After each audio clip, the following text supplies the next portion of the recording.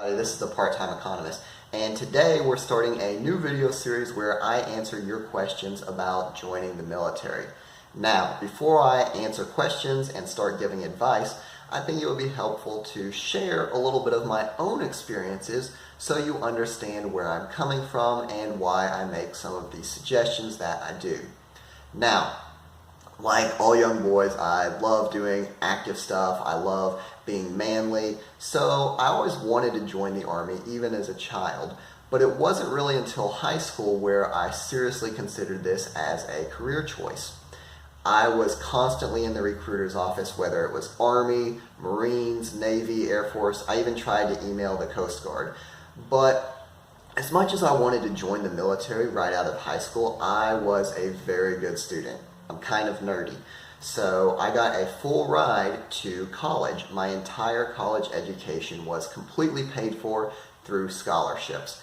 Because I had this opportunity, I decided to take advantage of the free money and go to college while I could. After college, I did really well again, so I was accepted for free into a PhD program in economics. And this is where the decision to join the Army really came in, because as I was sitting in this classroom, everything was so theoretical, so academic, that I just looked inside myself and I said, I am not fulfilling my life's purpose sitting here in this classroom. So after my first semester, I went to my recruiter and I joined the United States Army. Now, the cool thing about the Army was I was allowed to pick my own job, so I knew when I joined the Army exactly what job I would be doing for the next 4 years. And I was really lucky because I had the opportunity to train as a forward observer.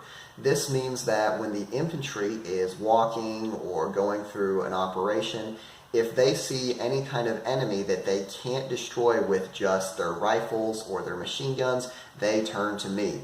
And it's my job to call in artillery, mortars, or airstrikes to neutralize this threat so that the infantry can accomplish their mission.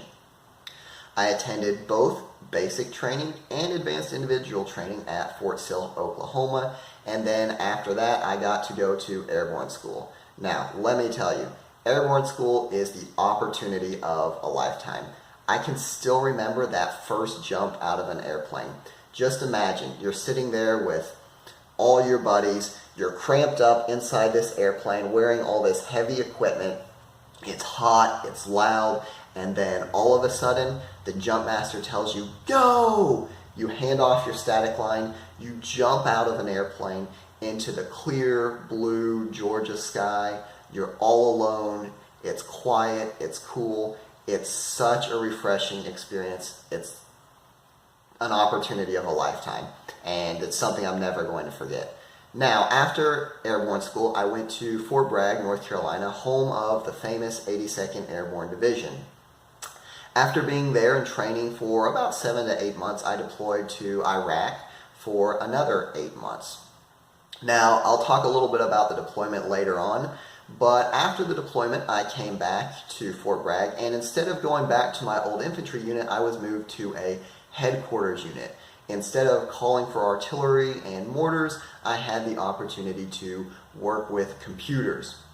I learned a lot of technical skills, and I definitely became a lot better with working on Microsoft PowerPoint and Microsoft Word. Altogether, I got a lot of great experiences out of the Army. I experienced some things that other people will only read about, and I had some highs, right? I was able to be promoted to a sergeant. I was able to manage the largest access control point. I had at one point 16 other gate guards and security guards that I was responsible for supervising. So I definitely had a lot of good experiences in the Army, but I also had a lot of experiences that I would try to warn people, try to give them advice to try and stay away from certain things. That's just a little bit of a brief background about my military experiences. If you have any more questions, just let me know and I'll make a video about them. This has been a brief overview of some of my time in the military, and I can't wait to share some of my advice and suggestions for those of you that are considering joining the military. This is the Part-Time Economist, and I will see you next time.